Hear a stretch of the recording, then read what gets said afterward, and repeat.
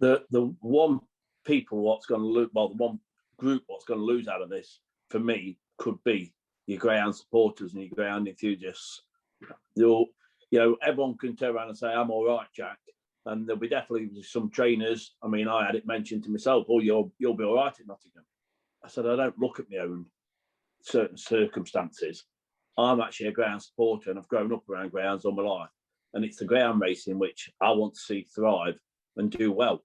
My concern is that's one thing what might not come from this. There might be a group which do very well from it. And, there could be, 10 tracks where everybody on there is paid well, if it's all matched up with the Ladbroke sort of payment system, but greyhound racing won't be the greater good from it all. So, I mean, people turn around and think, well, are we on a bit of a poor wicket at this point in time and it's just going to strengthen greyhound racing up and there'll be 10 really good tracks? Well, I don't know. I don't like the case of getting smaller and smaller and smaller and thinking you're strengthening your side up. I think, growth is the name of the game. If you want to strengthen yourself up, you get bigger and bigger. You don't see Amazon thinking, oh, we've got a nice few depots and we'll just do it there. No, they grow. They want more depots. They want to get bigger, and that's where you get the strength, and that's where that's where things come from. But I think we get down to 10 tracks. Well, the Antis have got a smaller sort of set to get stuck into. Do the government see us as a smaller entity so they're not too concerned and thinking, well, we're getting a lot of grief over this. We're getting a lot of aggro. They're only 10 tracks. They're only small now. Do we really want this aggro along? So do we get the government suddenly losing support on us? So I do. I worry about sport at this point in time. Yeah.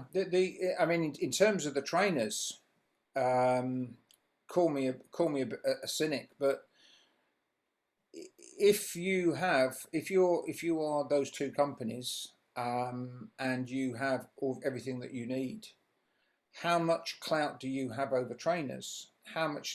I mean, I don't know, January 2024, and you have a big fallout with the ground operations director at ARC, whoever that may be at that particular stage. And so that's it, I've had enough of you, I don't like this anymore. Do you think there's a likelihood that ARC would be Entain would be saying, "Oh yeah, come over to us, Peter, not a problem."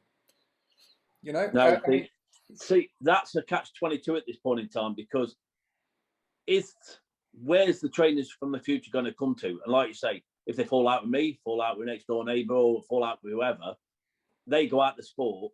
Where are these other trainers, etc., coming from? Because we haven't got these feeder sort of tracks anymore. We haven't got the provincial ones. We'll just have maybe a big top 10 set tracks. So if they do fall out and they turn around and say, we'll get somebody else, where are they coming from? Or are they going to go to the olden days where they have their own training facilities? Is it going to go like that? I'd like to see the blueprint of what the future map out is, because there will be one. I will assure that I sat down, that have mapped out the future of what they think greyhound racing should be. And I might ask at one point in time if they have got a blueprint, see what I get told. Paul, do you have anything to add to that?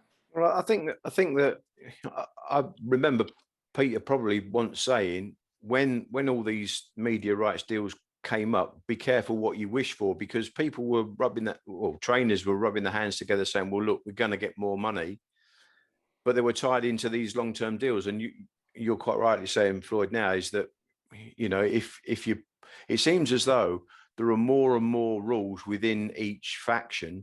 They seem to want that control. So they've got the hold basically over trainers to do what they want to. And by the way, owners within that have just become a non-entity. I do believe that the war between SIS and the war between ARC has just seen them use greyhound racing as a pawn for their own, really, as you say, global gain, if you like, because they're two mighty giants clashing and not really seeing what's happening in between, i.e. with trainers. It's a bit like two 18, 20 stone men at a wedding having a fisticuffs, trying to knock 7 bells out of each other, and their families in between trying to restrain them, and they're just swinging punches, not really worrying who they're hitting.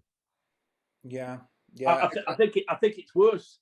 It's not quite like that, Paul, because actually it's not family and friends in the punch up. Because actually, I don't think the two with family and friends, you'd be worried that you caught them. I don't think they're actually worried who they're catching at this point in time. You know, and I can't, as a business, I look at it sometimes slightly different. So I think, so if this were my business and it was all about money, and this is, you know, the shareholders or the owners, and it is all about the money, well, you can't blame people if they're allowed to do it. And as a sport, that's what we've done.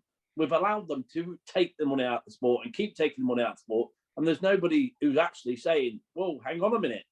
And I don't see anybody saying, hang on a minute, what can we do to try and stop this? And how can we stem the tide? And it's from the sport, it's not happening. That's what really disappoints me. Because there's no governance, Peter, is there? There's no one controlling the sport for the good of the sport.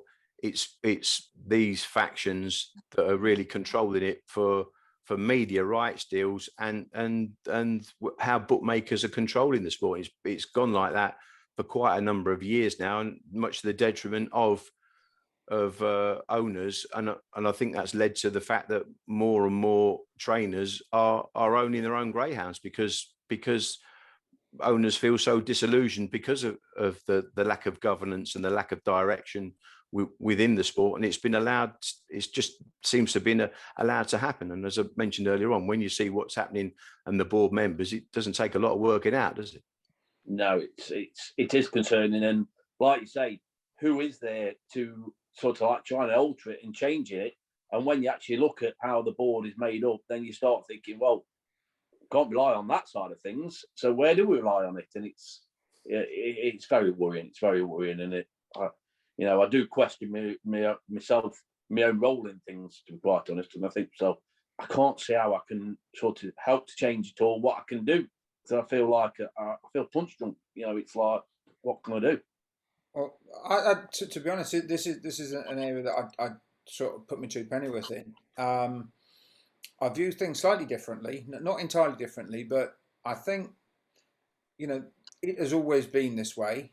The only difference is it was once the tracks that owned the industry and controlled the industry, and they gave the owners and trainers whatever they needed to give the owners and trainers. They never did it as a charity. Why should they? They're businesses. That's the way it's always been. We're not like Australia. We were never set up as Australia. GRA invented greyhound racing in Britain. It was a privately owned that turned a publicly owned company. That's what it was there for. And when it needed to bail out and sell its stadiums, that's what it did. In terms of people will be looking to blame the board, I think that's entirely unfair. You're on the board. You know the limitations that you have as a board member. You know the limitations that the chairman and the managing director have. You know better than anyone, and I don't want you to comment because I don't want you to get yourself into trouble on this, but you know better than anyone where the real power base lies in the Greyhound board. Now, whether, in my view, what's gone on and in terms of the structure of the board, I mean, there was no announcement made when Ian Smythe formally joined the board, which followed the elections for the racecourse promoters in December. At that stage, of course, it wouldn't have seemed quite as relevant because we didn't know about the Entain deal. However, ultimately, in my view, it's only the chairman and the managing director that are holding the board together. And whatever happens, and no matter how conscientiously you may operate as a board member, and no matter how conscientiously the board may behave and act entirely honourably, it cannot be seen to be correct. And once we get into a point of dealing with the fund, because ultimately you guys, I understand this very wrong, you guys direct or recommend to the fund where money should be spent. At what point do the funds start to look to the board and say, well, is this entirely representative of the ground industry? Are we entirely happy with what's been recommended? And as I said, I'm not trying to make any allegation. Let's make this absolutely clear. I'm not alleging any wrongdoing. I'm not suggesting any fraud. But it cannot be seen to be working well when you have that level of bias and the limitations of the power of the executive to carry out their job. It just cannot be right. And personally, I think it's probably a 50-50 chance that this deal could lead to the breaking up of the Greyhound Board. Maybe not in the short term, it may be 2024 before it happens. But unless the remainder, whoever they may be, whether it's SIS or a group of tracks or anybody that ARC and Entain don't want, unless they get representation, I can only see that their option would be to walk and do their own thing. I can't see any way around it.